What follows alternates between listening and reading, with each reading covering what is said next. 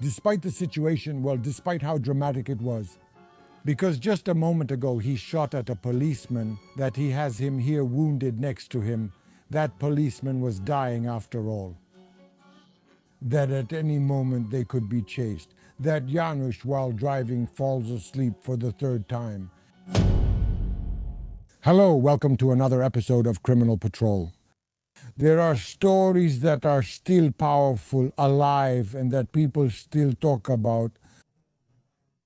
This is such a story, a tragedy that happened near Swano, on the route somewhere between Słupsk and Koszalin.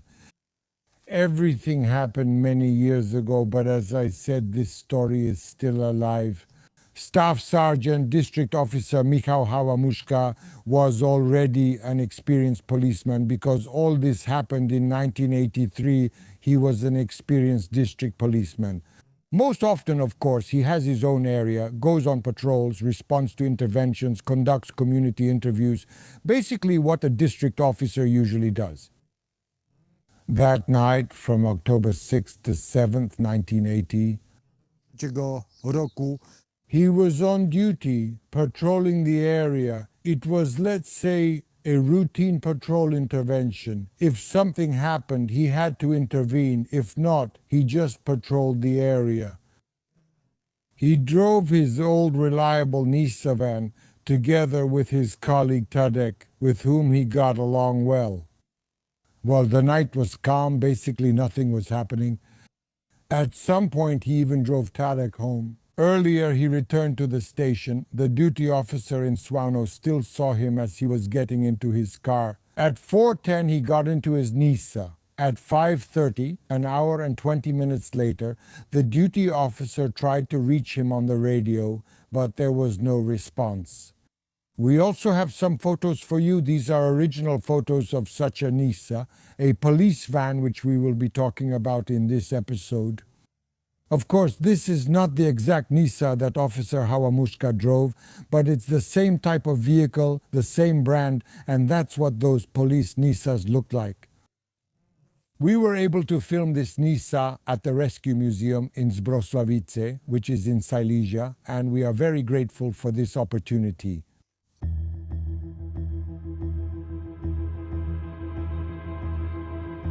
We also chose this story from another point of view, besides the fact that it's an interesting crime story, but it also shows the paradoxes of everything that happened in the Polish People's Republic, all those different grotesque situations. Probably none of this tragedy would have happened if it weren't for the fact that in that reality, situations like this were possible. Sometimes in this story, you don't know whether to laugh or to cry, because at times it almost looks like some kind of tragicomedy. But those who lived in the Polish People's Republic like me probably remember that that's exactly how it was. Those who didn't live through it were quite lucky, but they can listen and really see how all of this, although it seemed ridiculous, was actually serious back then. Janusz was 24 years old in 1983. He was born in 1959. He lived in Gdansk, and he lived with his parents and also with his sister. His parents said about him that he was a bit of a free spirit, meaning a person who doesn't really take life seriously. He doesn't want to study or work. He assumes that somehow things will work out in life, and somehow everything will fall into place. And Janusz just relied on the idea that things would somehow work out. In those days, the fact that Janusz somehow barely managed to finish, so to speak, vocational school was a success for him. He didn't think about going any further, meaning studying, going to high school, for example, and he definitely didn't think about starting to work anywhere. Back then, that meant one thing: that he would get what's called the business. A draft notice for military service, meaning being called up for compulsory military service, which usually lasted for different periods. It was 2 years in the army boots, and for 2 years such a person had to go and honorably serve their duty to the homeland.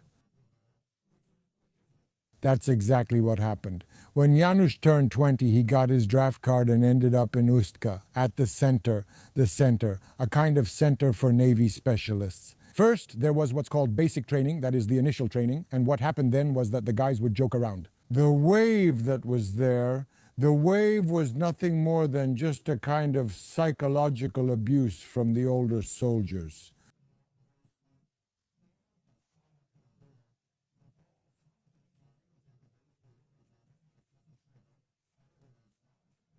The older soldiers had already served 2 years. Those who had just joined the army, those who had just started their service and were in basic training, were called kittens. And it was the older soldiers who hazed the kittens. Well, like I said, it was nothing more than abusing them, especially physically, but also mentally.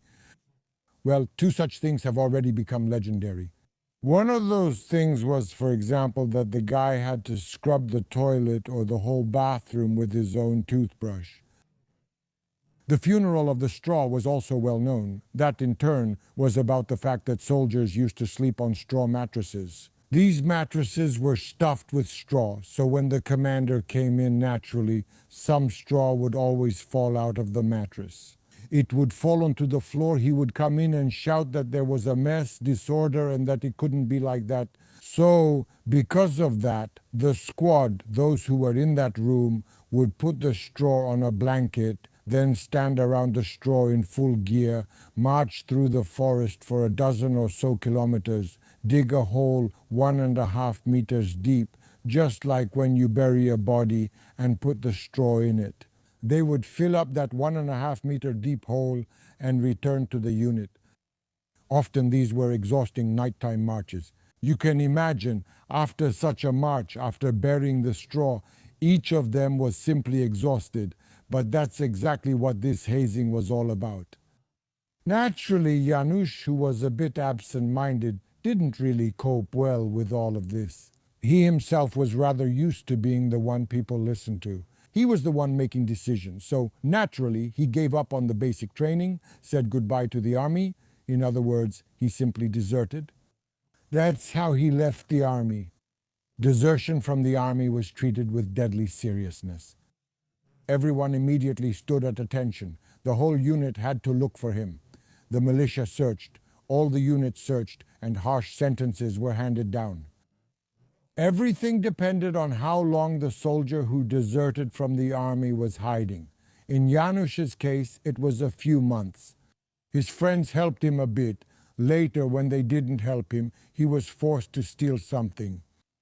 They finally caught him and put him in prison. The sentence was very harsh. For desertion from the army, he got 4 years. So the sentence was very harsh.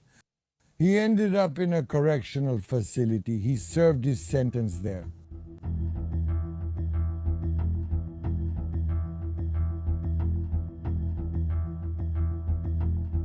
In the correctional facility, Janusz basically meets a fellow countryman, Marek. Marek also comes from Gdańsk. He even lived nearby for a while, so naturally both men liked each other. They talked a lot because they had plenty of time for it. Those years somehow passed with the two of them building a friendship in prison, while at the same time hatching plans like these. Both of them came to the conclusion that there was no future for them in Poland. That there was no future for them, that they wouldn't make any career here, that life was hard, so naturally they had to go abroad somewhere, and only there would they really start living to the fullest. They didn't have a concrete plan yet. They thought maybe it would be Germany, maybe Austria, maybe somewhere further, France, maybe Spain. Well, that was the plan in broad outlines. Janusz spent over 3 years in the army. That year was conditionally pardoned for him. He got out of prison. He returned to his home in Gdańsk. Marek got out a little earlier because the gentlemen liked each other, so they met up right away and went back to those plans. Well, they still didn't know what and how they would do it. Of course, Janusz's parents were worried about him because they saw that he wasn't getting down to any work. He had a criminal record and had been in prison, but he claimed to have concrete plans. He would settle down soon. He already had a girlfriend, Teresa, at that time. He also told Teresa that he would start working soon, but in reality, he was plotting with Marek about what they were going to do and how. And they came up with the idea that they would actually escape to Germany. But as Janusz said, it would be good if they already had some money there or if they earned that money.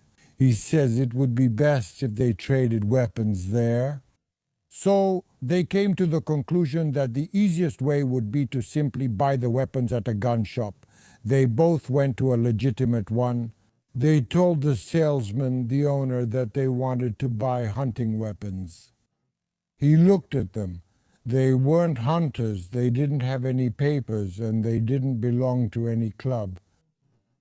Well, he looked at them, to put it mildly, like two fools who wanted to buy a larger quantity of weapons from him. He told them that there was absolutely no way any transaction could take place and that he simply wouldn't sell them any weapons.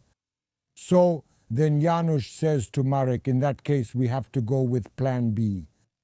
Plan B was that they would steal weapons from the military unit, from the same military unit where Janusz served, that is, from the Naval Specialist Training Center in Uska. They came to the conclusion that they still didn't have any concrete plans. But once they have the weapons, then in Poland they'll steal a plane or a cutter, load the weapons, and in this way transport them to Germany. And there they'll trade them, and that's how they'll make their first big money. However, first they had to steal the weapons, and indeed they decided that they would steal them from a military unit.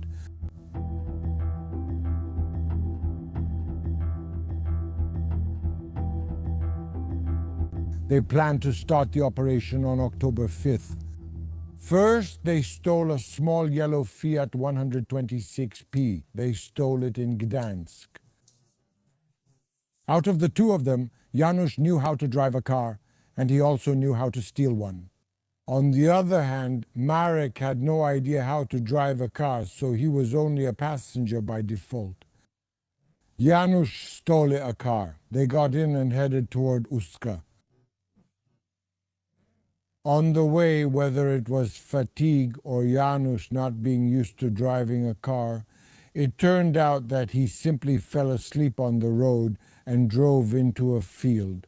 There was fresh soil there even though it was October, but there were no frosts, so he got stuck in that fresh soil. They couldn't pull the car out, so he left it. They left it, went out to the road, walked a bit, and a driver in a Zhuk truck came by and agreed to take them further. They hitchhiked and got to Słupsk.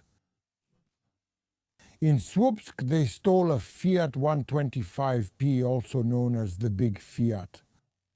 They got in and without any problems drove to Uska, and as if nothing had happened, they stylishly parked the car in front of the main gate of the unit, which is the Naval Training Center they were planning to break into. Then they waited until evening, until night, waited for it to get dark, because the plan was to enter through a hole in the fence. Janusz had served there before. He knew where the hole in the fence was, and that's how they would get onto the unit's grounds. And that's exactly what happened. They waited until dusk when it got dark and entered through the hole in the fence. Then, already on the unit's grounds, they calmly walked to the armory, pushed out a window in the armory, and went inside. Inside there was everything you need to become a soldier. There were uniforms, there were boots. There were weapons, ammunition, a full set of soldiers' equipment. And that's exactly what happened. Janusz changed into the uniform.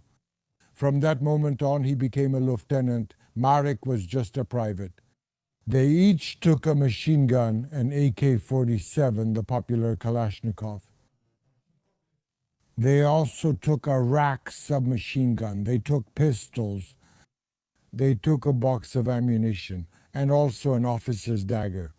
And so, disguised as soldiers, they climbed out the window onto the unit grounds.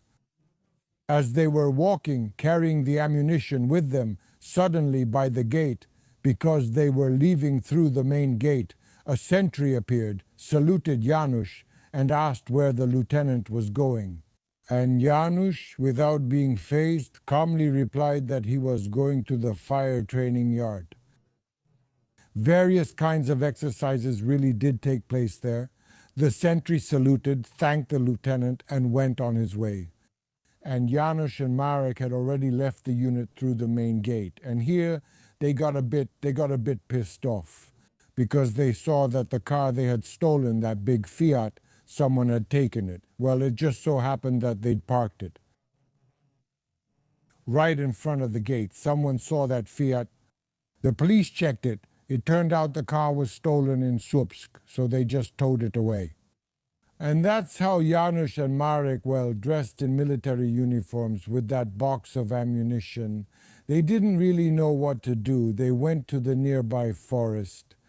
There they hid the weapons, they hid the ammunition. They went back to Uska. In Uska they stole a big Fiat. Again, a big Fiat 125p. They drove to the forest. They moved all the equipment into the Fiat and they drove on.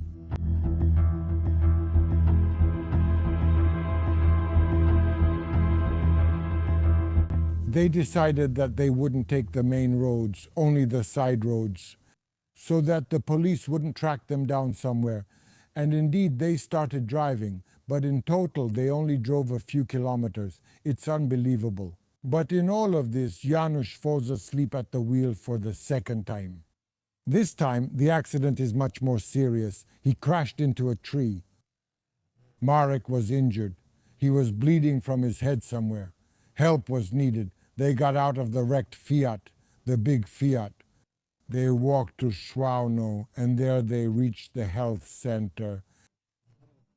It turned out that inside, even though it was early hours, there was a doctor inside. He probably just lived there. When they started knocking, the doctor saw two armed men in uniforms through the window.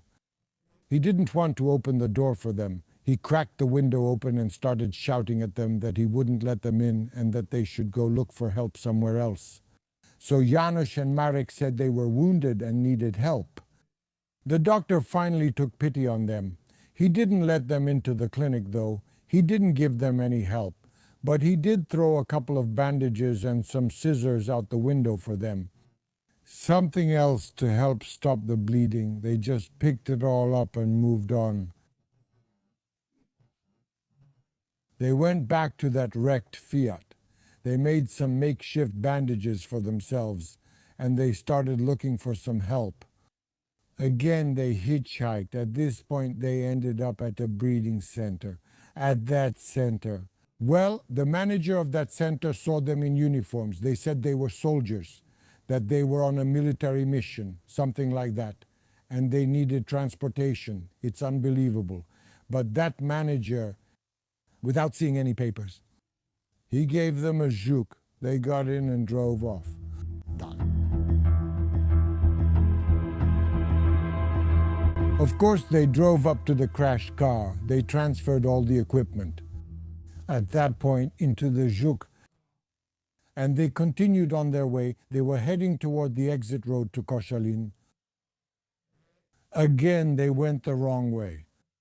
And that was the beginning of their real troubles, as you remember. I started by saying that Sergeant Hawamuska drove his friend Tadek home. Then he returned to the unit. Around 4:10, he got into the Nisa van, and he went on to patrol the area and around the area of Świnoujście, in those forests, on a side road. As he was driving, he saw that a juk is coming straight at him. An early hour, a side road. He thought probably either the driver is drunk or maybe he's up to something. Maybe they're thieves. He decided to stop that juk. He stopped the Nisa in the middle of the road. He got out with his signaling baton. He signaled the driver to pull over to the side. That driver drove a bit further, so Hawamuska had to turn around. And then he started approaching the car. First he climbed onto the bed of that juk to see if there was anything there, if there were any stolen goods, because very often thieves transported stolen goods exactly this way. And when he was on that bed, he climbed up. He heard a characteristic sound. Well, he already had a lot of experience. He knew that was the sound of a safety being switched off on a weapon. He started approaching the cabin. He pulled out his pistol. At that point, he probably already expected that anything could happen. He approached from the driver's side. He grabbed the handle, and he opened the door, but Janusz was already sitting there with a weapon, with his face, and the pistol pointed toward the door. It all happened in a split second when Hawamushka, disoriented, opened the door. And because, after all, inside he saw two soldiers. And that probably stopped him, that confused him. At that moment, Janusz fired once, and then a second time. Hawamushka fell down next to the car door. Both of them fell out. They started pulling him back into their yellow car they were driving. Well, that was dramatic too, because Hawamushka was still alive. He was howling, groaning in pain. They were trying to pull him into the cabin of that yellow car. It wasn't really working out for them. His legs were sticking out. They couldn't fit him in. Well, the man was wounded and in pain. Finally, somehow, they managed to do it. They actually pulled him into the yellow car. They also took his cap, which was lying in the middle of the road. Janusz jumped out and moved the police van to the side of the road. They got in and continued on their way. Well, that's unbelievable. I even wondered if that Janusz was sick or something. But despite this situation, well, this dramatic situation, because just a moment ago he shot at a policeman, and now he has him wounded right next to him. That policeman was dying after all. That they could be pursued at any moment, and Janusz fell asleep at the wheel for the third time. A horn from a car woke him up at the last moment. It was driving straight at him. As it turned out, there were 3 mushroom pickers in the big Fiat 125P. At the last moment, Janusz turned the juk and hit a roadside chapel, or maybe he ended up in a ditch. While they were still in the car, the mushroom pickers jumped out and wanted to help them. They opened the door and saw that Kalashnikovs were pointed in their direction. They were a bit stunned. One of the mushroom pickers even said, "Are you joking?" But Janusz fired a burst. No, it obviously didn't look like a joke. The mushroom pickers got scared. They pacified those mushroom pickers, terrorized them, and this time they got into the mushroom pickers' car and set off again.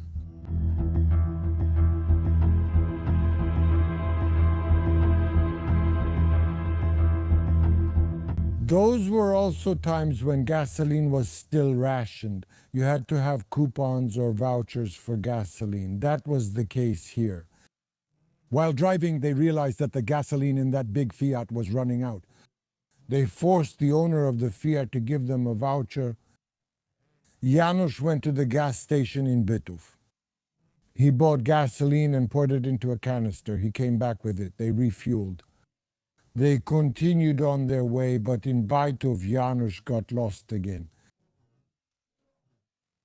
When they were confused looking for the road, one of the mushroom pickers who was sitting in the back by the door quickly opened the door and ran away. He jumped out and escaped. At that time when this was happening, when they were driving with those mushroom pickers, the search was already underway. A manhunt was in progress, if you can call it that, because the duty officer couldn't find Hawamushka. He wasn't responding. He ordered a search for him.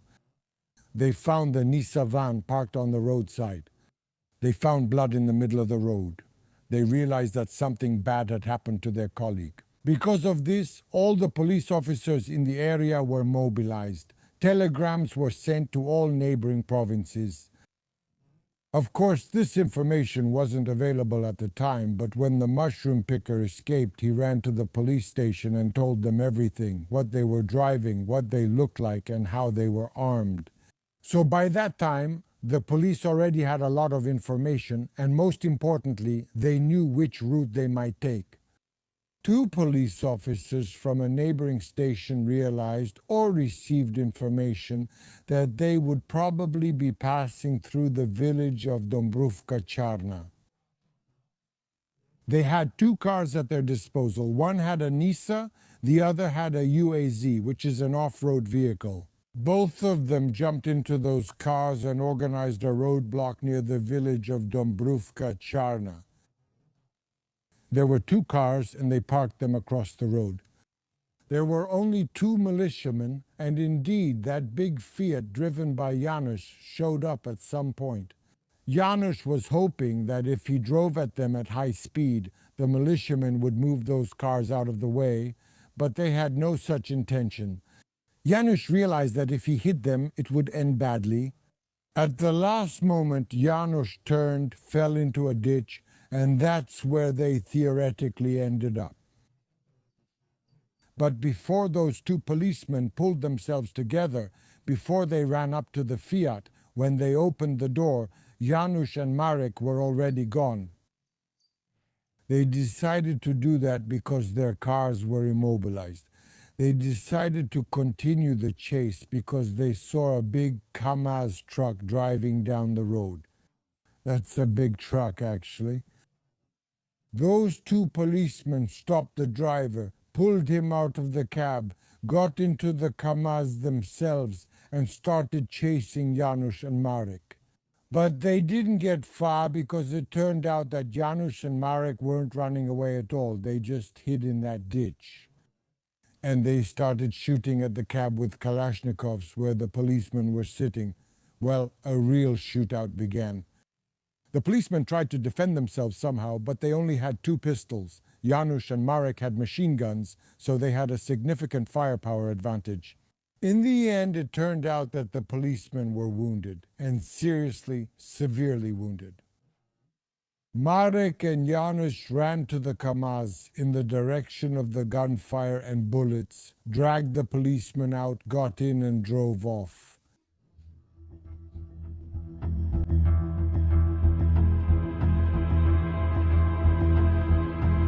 Again, they only managed to drive a few kilometers. Janusz lost control of the steering wheel. It was hard for him. He wasn't experienced in driving such a big vehicle. He simply got stuck in the sand. He couldn't get out. They had to get out of that Kamaz and continue escaping on foot. A bit disoriented, they blindly walked and ran through the forest, crossed a river, and reached a village. It was a small rural place. By that time, they had already taken off their uniforms. They didn't have any shoes either. They reached a local farmer. It turned out that there was an older man there, whether he believed them or not. They said they were mushroom pickers, that they got lost, and that they needed help. They asked the older man for some clothes and shoes. And indeed, this older man probably realized that something was wrong, but he was simply afraid of them. He gave them clothes. He also gave them 2 pairs of shoes, but he only had 1 pair of men's shoes at home, and the other was women's. Janusz put on the shoes of some man, maybe that man's, and Marek put on clearly women's shoes. In this way, basically disguised because Marek also looked a bit exotic in those women's shoes, they reached Lemborg. Here the plan was that they would go to the bus station and get on a bus to reach Gdansk that way. But as I told you, the search was already underway. All the nearby units were put on alert. As they were walking through Lemborg, suddenly a police patrol appeared. It turned out they were cadets from the police academy in Słupsk. They must have already known what was going on. They saw those 2 strangely looking men. Exhausted, tired, dressed strangely. They asked for their documents. The men started to say something, but they didn't believe them. And they pulled out their guns, and that's how they detained Janusz and Marek.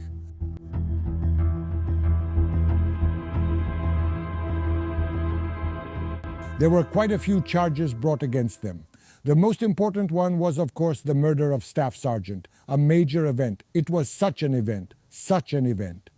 There was the attempted murder of those two policemen they shot at, and then some minor charges.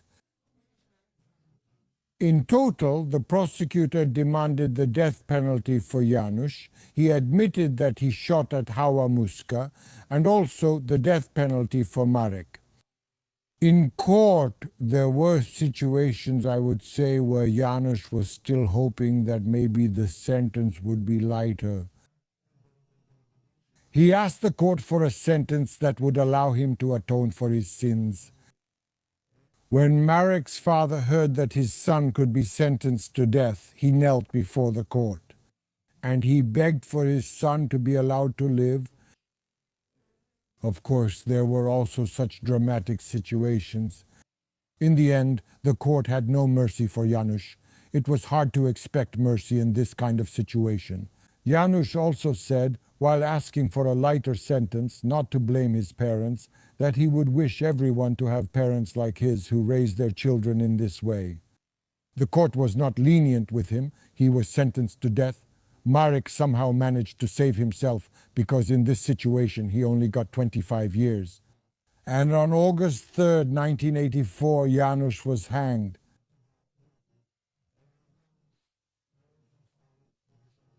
The death penalty was carried out. As the protocol states, he walked to the gallows completely calmly and seemingly reconciled with his fate. And that's it for this episode. Of course, subscribe to our channel, and as always, take care.